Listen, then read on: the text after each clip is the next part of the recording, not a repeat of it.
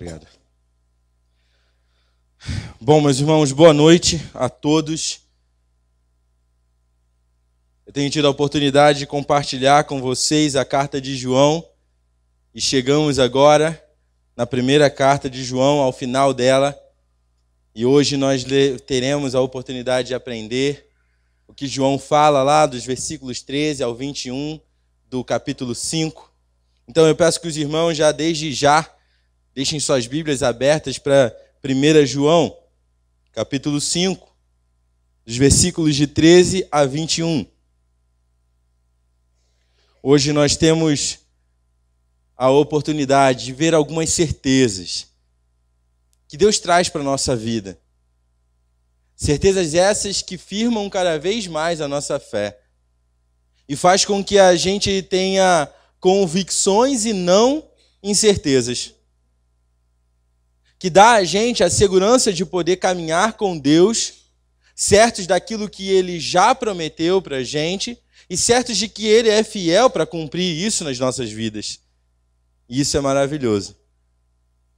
Mas eu queria compartilhar com os irmãos, não sei quantos aqui já viram por alguma oportunidade na televisão, uma brincadeira que alguns programas fazem de colocar um determinado convidado numa cúpula assim, fechadinha, e ele não ouve nada e não vê nada das pessoas lá fora. E aí eles fazem um jogo, uma brincadeira de trocas de pertences. E aí ele vai lá e começa, sei lá, você começa com um carro, mas a pessoa não sabe que começou com um carro. E aí ela pergunta, a pessoa responsável pelo programa pergunta para ela, você quer trocar seu carro por um prego? Aí a pessoa vai lá, é liberada para falar e ela, sim! Aí o pessoal lá fora, não! Mas ela não sabe o que está acontecendo. E aí depois de novo, o líder do programa lá, o responsável pelo programa, pergunta de novo, você quer trocar o prego por uma máquina de lavar novinha? Aí a pessoa também não sabe o que está acontecendo, não sabe por que ela está trocando. E ela fala, não! O pessoal fica em desespero lá fora, né? Interessante como essa brincadeira ela é justamente o oposto da vida cristã. Nessa brincadeira, a proposta da brincadeira é justamente essa. Trabalhar com o campo das incertezas. Você não sabe o que você tem, o que você começa, você não sabe por aquilo que você está trocando, e você simplesmente tem aquela gigantesca incerteza no seu coração entre falar sim ou não, entre aceitar a proposta ou não. E a proposta da brincadeira é essa. Na cabeça da pessoa sempre vai ficar aquela dúvida. Poxa, será que eu falei sim na hora certa? E será que eu falei não na hora errada? Sempre fica essa incerteza. Você não sabe nada. Mas diferente disso, meus irmãos, a vida com Deus, o nosso relacionamento com Deus, algo que João tem falado a sua carta inteira. Essa caminhada que nós temos, a possibilidade que Deus nos deu de nos relacionarmos intimamente com Ele, como um pai se relaciona com um filho. Esse relacionamento não é baseado em incertezas. Esse relacionamento, ele não é vivido como se fosse sempre um tiro no escuro, onde nós atiramos na esperança de acertar alguma coisa, na expectativa de que venha algo benéfico na nossa direção. No relacionamento com Deus, nós não vivemos essa incerteza. Ao contrário disso, o relacionamento com Deus, a nossa vida com Deus, ela é baseada em certezas, convicções, e elas são libertadoras. Vamos ler o parágrafo e vamos ver o que João pretende falar conosco nessa noite. Capítulo 5 da primeira carta de João, nos versículos de 13 a 21. O apóstolo João diz assim: Escrevi-lhes essas coisas a vocês que creem no nome do Filho de Deus, para que vocês saibam que têm a vida eterna. Esta é a confiança que temos ao nos aproximarmos de Deus. Se pedimos alguma coisa de acordo com a vontade de Deus, Ele nos ouvirá. E se sabemos que Ele nos ouve em tudo, que pedimos, sabemos que temos o que dele pedimos.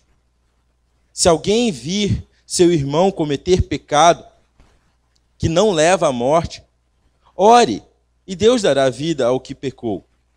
Refiro-me àqueles cujo pecado não leva à morte. Há pecado que leva à morte. Não estou dizendo que se deva orar por este. Toda injustiça é pecado, mas há pecado que não leva à morte. Sabemos que todo aquele que é nascido de Deus não está no pecado. Aquele que nasceu de Deus, Deus o protege, e o maligno não o atinge. Sabemos que somos de Deus e que o mundo todo está sob o poder do maligno. Sabemos também que o Filho de Deus veio e nos deu o entendimento para que conheçamos aquele que é o verdadeiro. E nós estamos naquele que é o verdadeiro, em seu Filho, Jesus Cristo. Este é o verdadeiro Deus e a vida eterna. Filhinhos, guardem-se dos ídolos. Amém? Vamos orar e a gente vai pensar um pouco nesse texto nessa noite. Oremos. Senhor Deus, nosso Pai, nós te pedimos, Senhor, agora, em oração, que o Senhor conduza esse culto para a honra e glória do Teu nome, Senhor. Que tudo aquilo que será dito, seja dito por meio da palavra. E que possamos sair daqui desafiados por essa palavra, Pai, a Tua palavra, a estarmos apresentando as nossas vidas de maneira digna ao Senhor. Pai, recebe esse culto. Recebe a nossa adoração, pois nós fazemos essa oração em nome do Teu Filho amado Jesus. Amém. Bom, meus irmãos, depois do apóstolo João dar tantas evidências que apontam por um relacionamento genuíno com Deus, ao longo da sua carta, João vai falar várias vezes sobre esse relacionamento genuíno, que é evidenciado por algumas coisas que João pontua, como, por exemplo, a evidência do amor, a evidência da obediência, a prática da justiça, a fé em Cristo Jesus, que Ele é o Filho de Deus. Após João dar tantas evidências de um relacionamento genuíno com Deus, e particularmente no seu último capítulo, no capítulo 5, nós tivemos a oportunidade de ver por 2 vezes João, no início do capítulo 5, falando dos versículos de 1 a 5, sobre essa vitória certa que nós temos com Deus, e também falando sobre a certeza com relação à pessoa de Cristo Jesus ser o Filho de Deus, nos versículos de 6 a 12. Agora o apóstolo João vai encerrar a sua carta, dizendo que uma verdadeira comunhão com Deus, um verdadeiro relacionamento com esse Deus, ele gera nos nossos corações certezas e não dúvidas. Ele traz para nós convicções e convicções palpáveis. João, no último parágrafo, dos versículos de 6 a 12, João ele vai falar sobre provas de testemunho real sobre Cristo Jesus ser o Filho de Deus. João vem falando sobre isso ao longo da sua carta toda. Então nós podemos ter certeza diante do nosso relacionamento com Deus. Por isso, João vai apresentar aqui uma espécie de resumo da sua carta. Ele vai recapitular algumas coisas que ele já falou, que ele já ensinou para esses crentes, com a finalidade de que eles tenham certezas dentro desse relacionamento com Deus. E ele faz isso por meio de 5 certezas que evidenciam esse relacionamento com Deus. A primeira certeza que João aponta ela se encontra no versículo 13. E João vai falar que a primeira certeza que um crente tem, alguém que de fato tem um relacionamento com Cristo Jesus, a primeira certeza que essa pessoa tem é a segurança da vida eterna. Aqueles que já foram gerados por Deus, eles não precisam ficar na dúvida com relação a isso. É certo. A esses que creem no Filho de Deus, a esses foi dado a vida eterna. Mas vou fazer um breve parênteses aqui, irmãos, que aí fica até mais fácil para vocês lembrarem de tudo isso que será dito nessa noite. Porque João ele deixa bem claro aqui as separações. Por 7 vezes, João vai usar a palavra sabem, ou sabemos, ou conhecemos em algumas outras traduções. Essas palavras elas vão identificar necessariamente quais são as certezas que nós podemos ter diante da vida de um relacionamento com Deus. E o apóstolo João ele vai começar aqui no versículo 13, dizendo para eles, para que vocês saibam que vocês têm a vida eterna. A primeira vez que ele utiliza essa palavra, ele traz para esses crentes com o objetivo de fazer com que eles tenham certeza. Vocês não precisam ter dúvida. Foi o próprio Filho de Deus que salvou vocês. João ele vai falar isso. E esse primeiro versículo aqui, ele me lembra muito o versículo 31 do Evangelho de João, do capítulo 20. João está encerrando o seu evangelho, e naquilo que ele está descrevendo a respeito da vida de Jesus, João fala no versículo 20, ele utiliza no versículo 31 do capítulo 20, ele utiliza quase as mesmas expressões. Essas coisas eu tenho dito para vocês para que vocês creiam e tenham a vida eterna. A única diferença entre as duas expressões, entre as duas vezes que João usa essas palavras, é que no Evangelho de João, João tinha um intuito, o propósito de anunciar o Evangelho para pessoas que não eram crentes. Mas nessa carta, João está tratando com pessoas crentes. E por isso ele fala aqui, eu quero que vocês saibam, que vocês tenham a certeza que aqueles que creem no nome do Filho de Deus têm a vida eterna. Não existe conversa diante disso. Não existe possibilidade de erro, meus irmãos. Se por um lado, João usa essa expressão aqui no seu evangelho para os descrentes, aqui ele usa para confirmar a fé.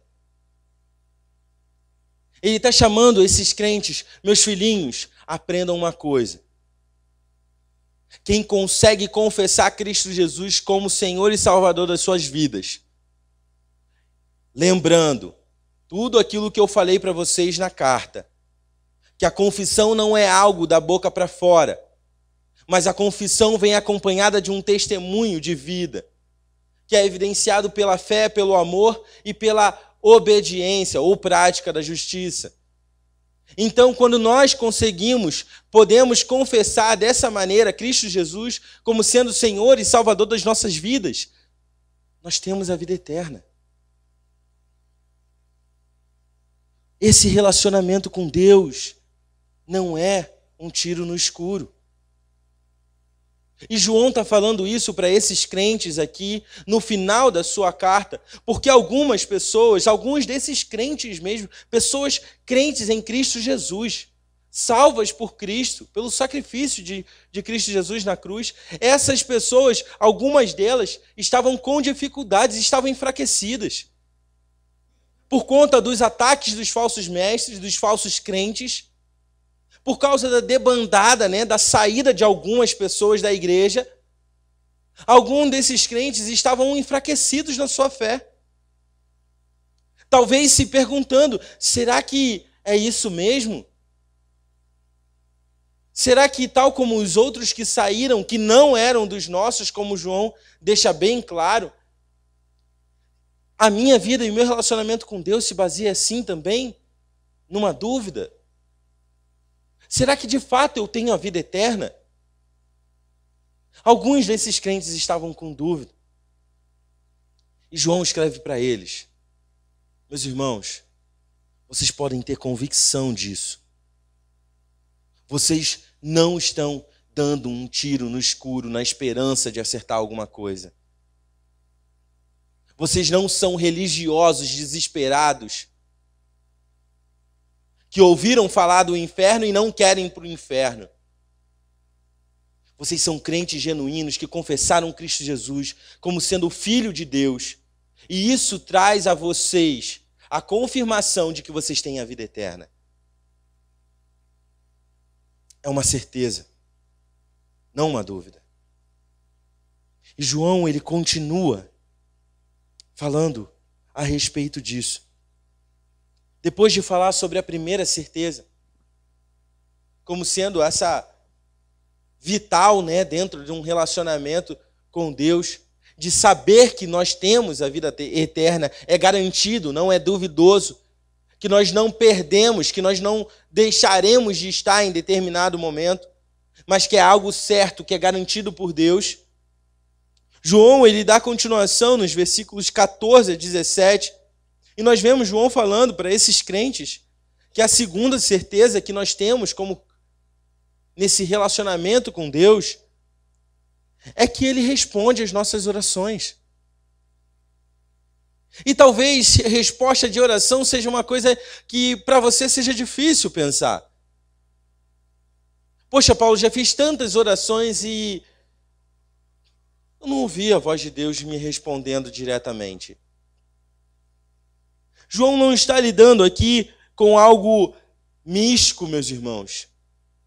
Ele não está falando aqui de algo que Deus vai transformar uma nuvem num sim ou num não para você. João não está dizendo que Deus vai falar lá do céu e como uma voz de trovão você vai ouvir o que você deve fazer ou não. Mas João está tratando aqui dessa oração respondida, de que nós somos ouvidos por Deus, num sentido bem prático. João, ele é bem específico quando ele fala aqui nos versículos 14 e 15, que nós podemos ter certeza que somos ouvidos. João, ele mais uma vez usa a palavra confiança. Nós podemos estar confiantes que seremos ouvidos. E como João quer explicar isso para esses crentes? Como ele quer desvendar alguns mistérios com relação à oração? João, ele fala assim, na continuidade do versículo: se vocês pedirem de acordo com a vontade de Deus, vocês serão respondidos. Não tem como um crente em Cristo Jesus, que está preocupado com a vontade de Deus, que deseja e sente prazer em fazer a vontade de Deus na sua vida, não tem como esse crente querer orar buscando a sua própria vontade. E João vai chamar a atenção desses crentes. O motivo da certeza é que aqueles que têm de fato um relacionamento com Deus, eles têm certeza que serão respondidos porque eles buscam a vontade de Deus nas suas orações. Ele não ora pedindo a Deus algo que não seja, que seja fora da vontade de Deus. Ele sabe, ele compreende por meio da palavra, ele tem vivido um relacionamento íntimo com Deus e, portanto, quando ele ora pedindo a vontade de Deus se estabeleça. Não que Deus precise de uma permissão. Não que Deus esteja esperando eu e você orarmos, pedindo que a vontade dele seja estabelecida na nossa vida. Mas Deus cumpre com a vontade dele, soberana e absoluta. E aqueles crentes genuínos que estão preocupados com a vontade de Deus, eles se colocam em oração preocupados com a vontade de Deus. Senhor, eu quero experimentar na minha vida a sua vontade. Eu não sei qual é a sua vontade. Eu não sei se eu vou ter que passar por dificuldade ou não. Eu não sei se eu vou sofrer ou se eu vou sorrir. mas eu quero que a sua vontade se estabeleça na minha vida. Eu quero experimentar essa vontade na minha vida. E isso me lembra de Paulo. Quando Paulo escreve a carta aos Romanos. No capítulo 12, no versículo 2, Paulo fala que não é uma coisa que eu busco a vontade de Deus, eu quero saber o que Deus está pensando agora, mas a vontade de Deus ela é experimentada na vida daqueles que se apresentam as suas vidas como sacrifício vivo, agradável a Deus, diante de Deus. Pessoas que vivem dessa maneira, naturalmente vão fazer orações que buscam a vontade de Deus, porque elas já compreenderam. Deus já gerou elas, deu vida a elas. E, portanto, agora elas estão preocupadas com a vontade de Deus e não com a sua própria vontade. Meus irmãos, se a minha oração ela não é acompanhada de obediência, de desejo de que a vontade de Deus se cumpra, se a minha oração não vem acompanhada de uma vida que renuncia ao pecado, como que pode a minha oração estar de conformidade com a vontade de Deus? João está falando isso para esses crentes. E sendo assim, meus filhinhos na fé, aqueles que têm a palavra de Deus no seu coração, aqueles que têm buscado praticar a vontade de Deus nas suas vidas, que têm batalhado, que têm lutado para honrar a Deus, meus filhinhos, Deus ouve e responde às suas orações. Ele vai ouvir e vai responder às suas orações, porque você está pedindo aquilo que é a vontade dele. Deus faz sempre a sua vontade, a sua própria vontade, não a nossa vontade. Deus sempre faz a sua própria vontade.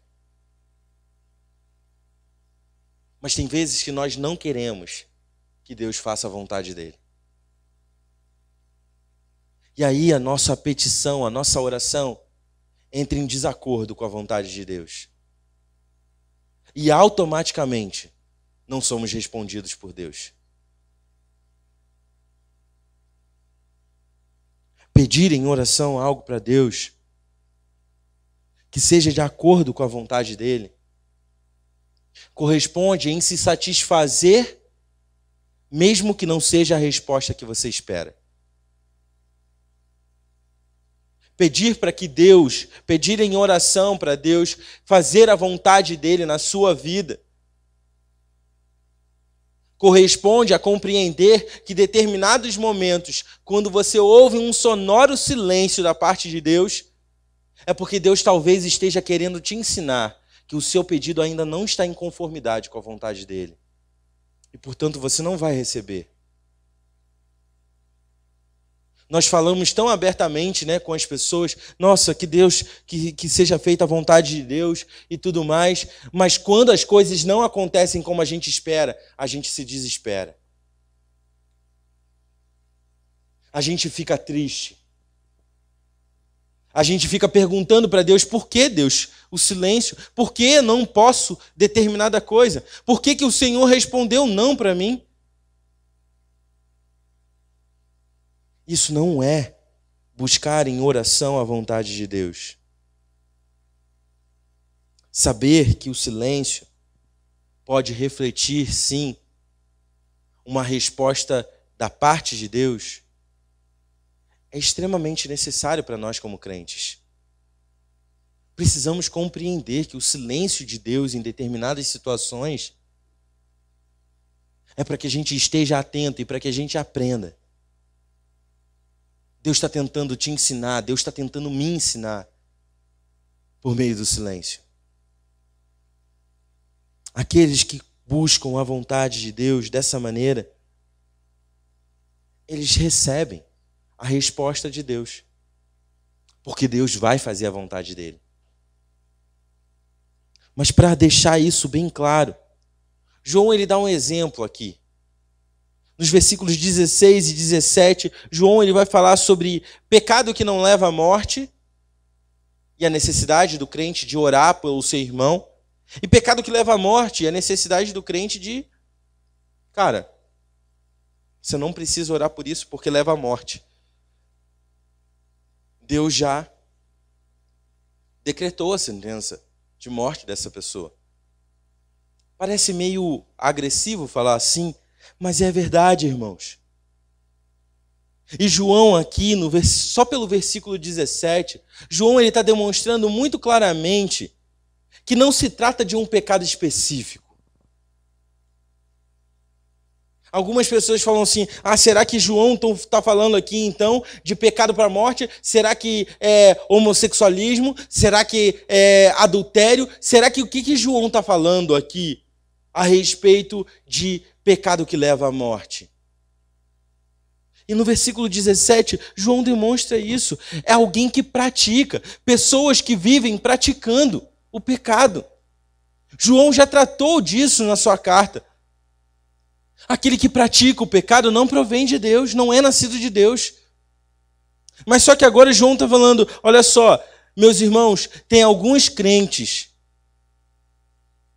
que estão abandonando,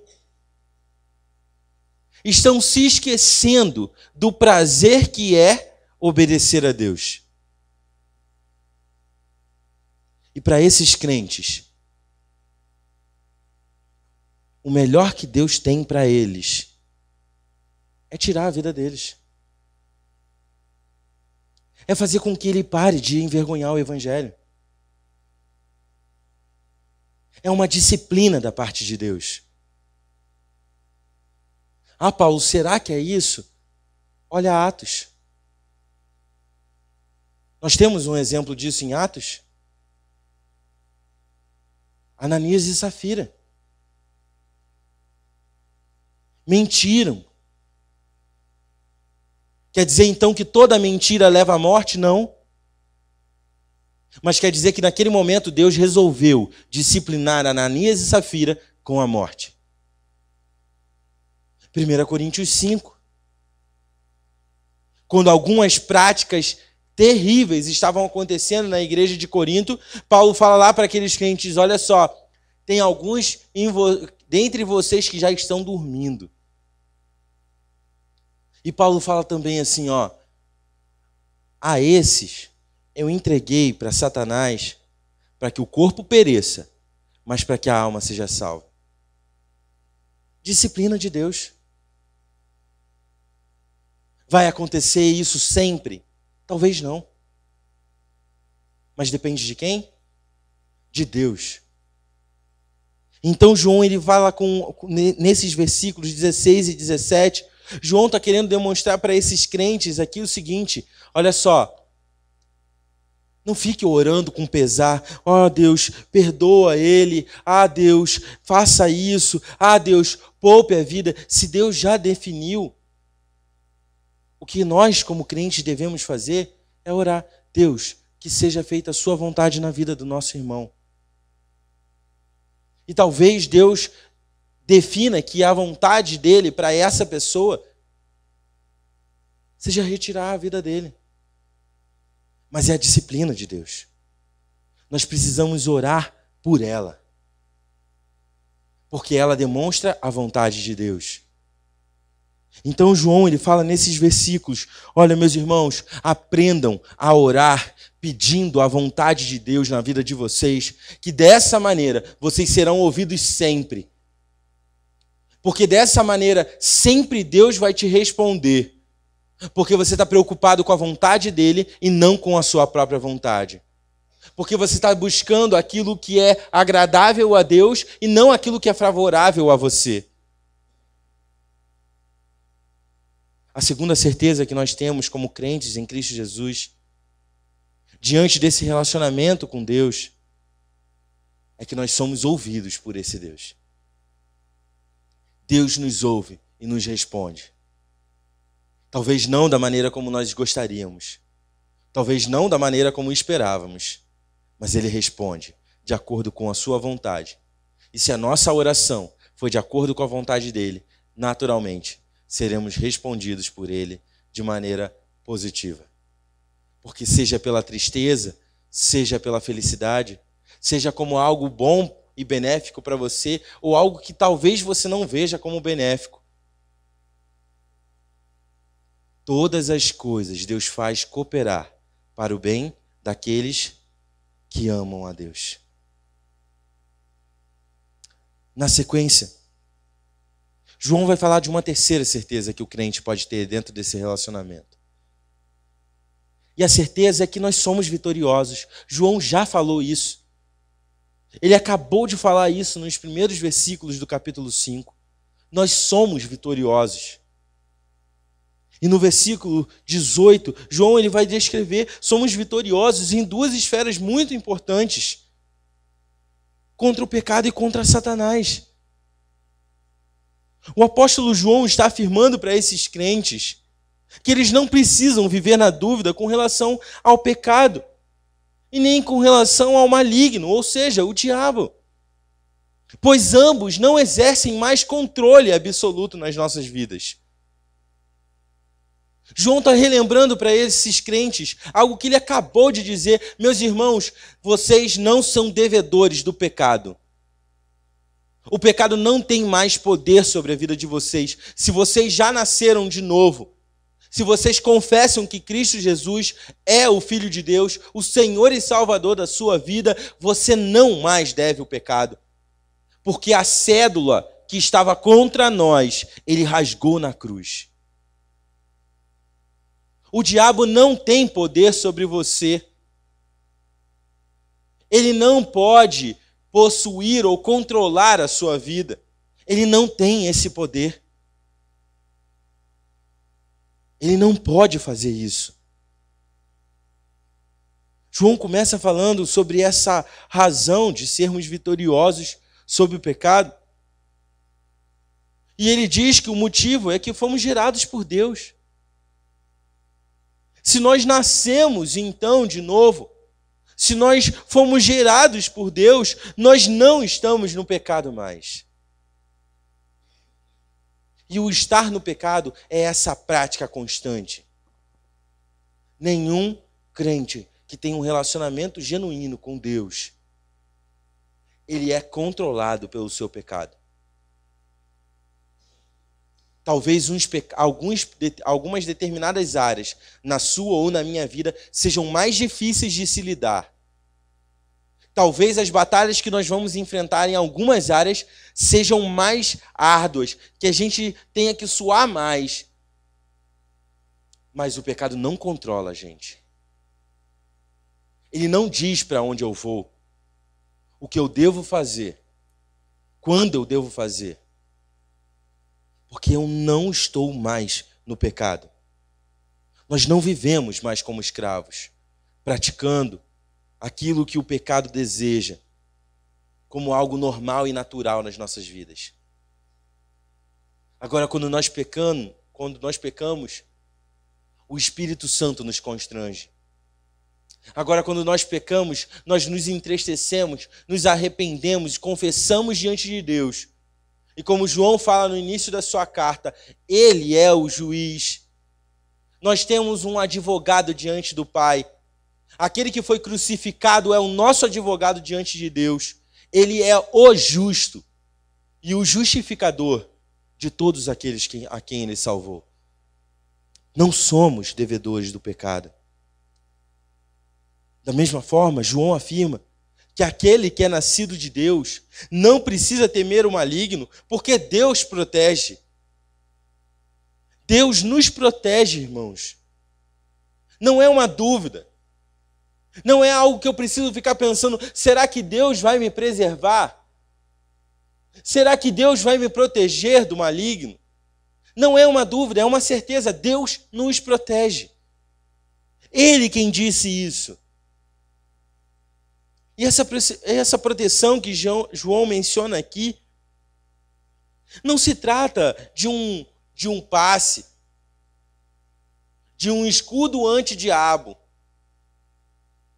Não se trata de algo que nada de mal vai acontecer na sua vida. João não está falando que agora a vida desses crentes vai ser bonitinha e eles não vão sofrer nunca mais. João não está dizendo isso. O que o apóstolo João está dizendo é que o diabo, ele não poderá fazer nada além daquilo que o Senhor permite. Basta a gente lembrar de Jó. Jó é um exemplo claro disso. Jó era um homem fiel, temente a Deus, reto e íntegro no seu proceder, nas suas atitudes. E no momento em que os filhos de Deus se reuniram para adorar a Deus, estava lá também Satanás, diz o texto. E numa conversa ali, pacífica entre Deus e o diabo questiona algumas coisas. É claro que Jó vai ser temente ao Senhor. É claro que ele vai ser obediente. O Senhor dá tudo para ele. Ele é o homem mais rico desse planeta. Ele é o mais bem-sucedido. Como que ele não vai obedecer ao Senhor? E o que Deus fala para Satanás naquele momento? Você pode tocar na vida de Jó, mas você só não pode tirar a vida dele. E Jó perde um monte de coisa. Jó perde bens. Jó perde família. E nós vemos Jó, o servo fiel de Deus, falando: Senhor Deus, o Senhor tomou, louvado seja o nome do Senhor. E aí o diabo continua. Mas Deus, é claro que ele vai temer o Senhor dá saúde para ele nunca teve problema. Nunca precisou pagar um seguro médico. Nunca precisou de nada. O Senhor dá saúde para ele, como que ele não vai te negar? E Deus mais uma vez fala assim, eu permito que você toque na saúde de Jó, mas eu não permito de maneira nenhuma que você tire a vida dele. O diabo só faz aquilo que Deus permite ele fazer. E talvez isso assuste a gente. Porque talvez você esteja pensando agora, ou ficado com dúvida, poxa, então o diabo, ele é um servo de Deus? Todas as coisas servem a Deus. Todas as coisas servem para o propósito soberano de Deus. Nada no universo que foi criado por Deus, nada não corresponde à vontade de Deus. Deus é soberano sobre todas as coisas. Então o diabo, ele só tem possibilidade de agir, tocar em determinadas áreas da nossa vida, se Deus permite ele tocar. Mas o importante é a gente perceber aqui algo muito claro. Deus não deixou o diabo tocar na vida de Jó por mera provocação do diabo. Deus permitiu que ele tocasse, porque o propósito de Deus na vida de Jó era que ele entendesse algo que ele ainda não tinha compreendido. Por isso, no final de Jó, nós vemos Jó falando, né? Senhor, antes eu te conhecia de ouvir falar. Agora os meus olhos te veem, te contemplam. Na sua plenitude, na sua soberana vontade. Eu entendo agora que o Senhor pode fazer qualquer coisa. Eu não estava no momento da criação para te aconselhar. Eu não te ajudei a colocar nenhuma dessas estrelas no céu. Eu não te ajudei a botar nenhuma dessas areias na terra. E o Senhor assim mesmo fez. Agora eu conheço de fato o que representa servir a esse Deus. Deus tinha um propósito com isso. Deus não deixa o diabo, não permite que o diabo toque na minha ou na sua vida por mero desafio ou por mero momento de sofrimento que isso vai gerar na sua vida. Deus está preocupado com aquilo que você vai aprender diante disso tudo. Esse era o objetivo. Então nós somos vitoriosos, meus irmãos. Nós não precisamos ficar na dúvida se Deus está cuidando de nós ou não. Deus preserva a nossa vida, e não só a nossa vida terrena, mas quanto a nossa eternidade. Tudo está debaixo das mãos desse Deus soberano. E Deus está ensinando a gente por meio disso tudo. Somos vitoriosos. Até mesmo quando o diabo e as outras pessoas acham que nós perdemos, porque nós sofremos, ou porque não estamos totalmente felizes, ou porque estamos chorando por determinadas situações, perdas na nossa vida, as pessoas podem até achar que nós estamos perdendo. Mas é aí que eles se enganam, pois nós somos sempre vitoriosos. O crente em Cristo Jesus, que tem um relacionamento real com esse Deus, ele experimenta a vitória em todas as circunstâncias da sua vida, porque ele está preocupado com a vontade de Deus. Diante disso, João ele parte para a quarta certeza que o crente pode ter. E a quarta certeza é que nós podemos ter é que pertencemos a Deus e ninguém mais. Somos propriedades de Deus, exclusivas de Deus, como Pedro fala na sua primeira carta. 1 Pedro, capítulo 2, versículo 9, aquele célebre versículo que muitos crentes têm gravado na sua mente. Nós somos raça eleita, sacerdócio real, povo adquirido por Deus. Ele nos comprou. Somos propriedade exclusiva dele. E exclusiva é justamente isso. Ninguém mais pertence. Ninguém mais tem esse poder sobre as nossas vidas. E essa é a nossa certeza que João apresenta no versículo 19. De acordo com João, então, existem dois tipos de pessoas. E ele já falou também sobre isso na sua carta. Existem aqueles que são filhos de Deus e aqueles que são filhos do mundo. Ou melhor dizendo, de Satanás. Sendo assim, Deus não é só nosso dono. Ele é a essência da nossa vida. João quer dizer para esses crentes, olha só, não existiria vida em vocês se não fosse Deus. Então ele não só tem o poder sobre a sua vida, ele não é só dono da sua vida e de tudo que você representa, mas ele é a essência da sua vida, sem a qual nós não teríamos vida. Da mesma forma, aqueles que não são filhos de Deus, eles não possuem vida. E a essência da sua existência é a morte. Uma vez que o mundo inteiro está sob o poder de Satanás, e por isso estão mortos, nós como crentes não podemos viver de maneira pacífica, flertando com os domínios do pecado, com os domínios de Satanás. Nós pertencemos a Deus, somos propriedade dele, de ninguém mais. Então nós precisamos viver a nossa vida como alguém que pertence a Deus e não como alguém que pertence ao mundo. As nossas vidas devem apresentar características de pessoas vivas em Deus e não mortas no mundo. João chama a atenção desses crentes. Evidenciem a vida que vocês têm por meio de Deus, para que as pessoas conheçam a vida, para que vocês evidenciem a salvação. Vocês são propriedade de Deus, de ninguém mais. O pecado não é seu dono, o diabo não é seu dono, o mundo e os padrões do mundo não são seus donos.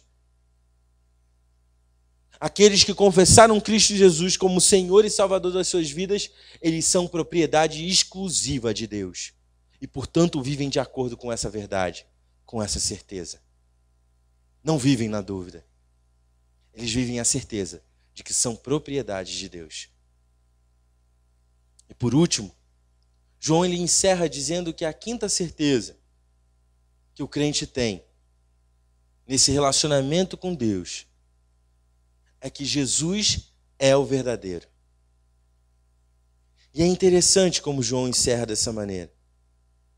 Porque o apóstolo João ele conclui a sua carta declarando a certeza mais básica da vida do cristão, que evidencia de fato que ele nasceu de novo. Ele encerra justamente com essa certeza. Jesus é o verdadeiro. Vocês não precisam ter dúvida. Vocês não precisam ficar cogitando na sua cabeça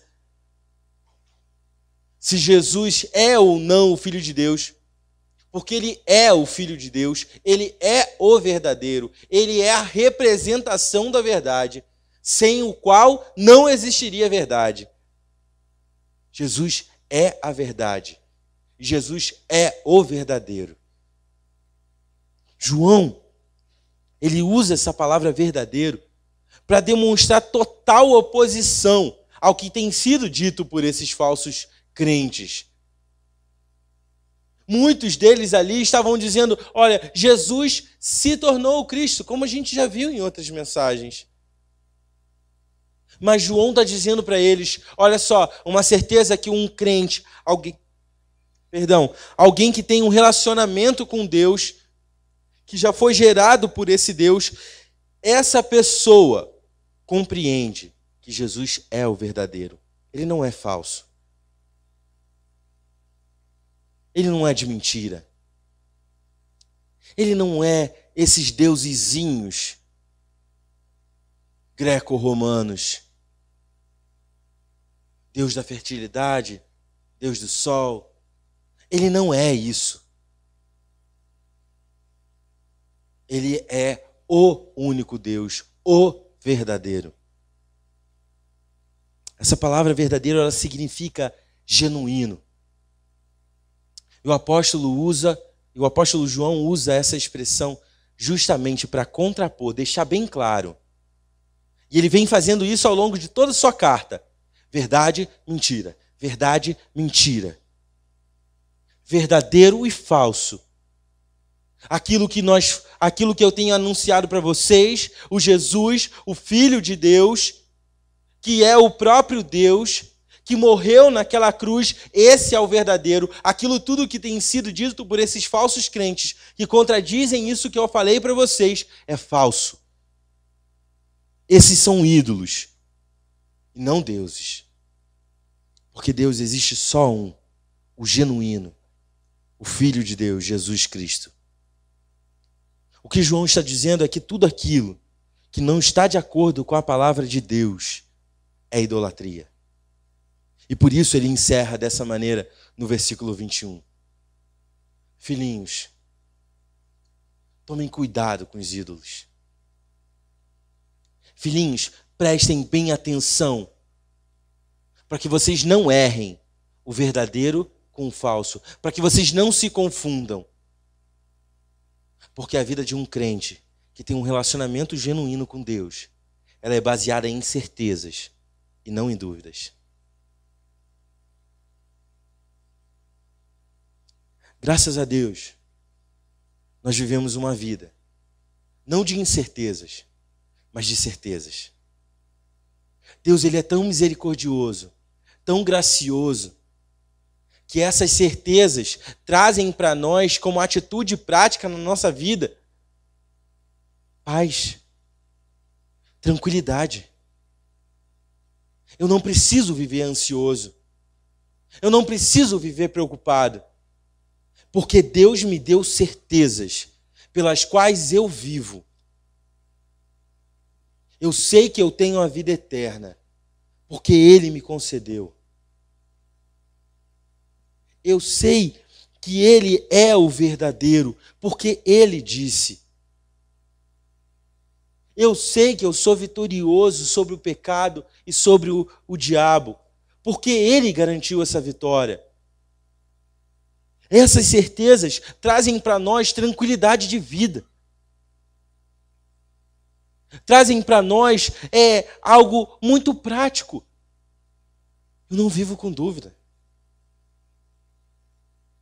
Eu não estou dando tiro no escuro. Eu não sou um religioso fanático que acredita em qualquer coisa porque tem medo. Não, eu tenho convicções. Eu sei que Deus proveu tudo isso para mim. Eu não tenho dúvida disso. E eu vivo baseado nessa certeza. E essas certezas fazem com que o meu coração transborde de alegria em ser obediente à palavra de Deus. Faz com que eu tenha a fé necessária para lutar contra os meus pecados e para glorificar o meu Deus dessa maneira. Faz com que eu tenha o amor vindo de Deus, para que eu possa praticar isso com os meus irmãos e evidenciar isso na minha vida.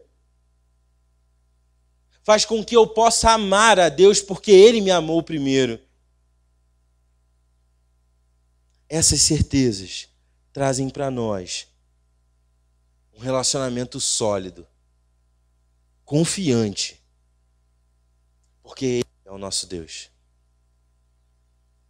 Diante de tudo isso, irmãos, que nós podemos ver na carta de João, e nessa noite, o meu desejo é que possamos sair daqui gratos pelo cuidado de Deus,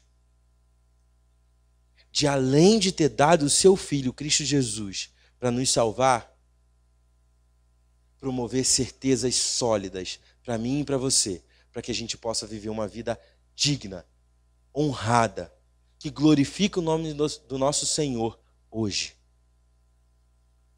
E pela vontade soberana dEle, nós experimentaremos isso de maneira plena na eternidade, onde estaremos juntamente com Ele e o veremos face a face.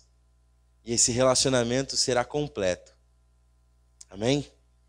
Vamos orar. Peço que os irmãos se coloquem em pé.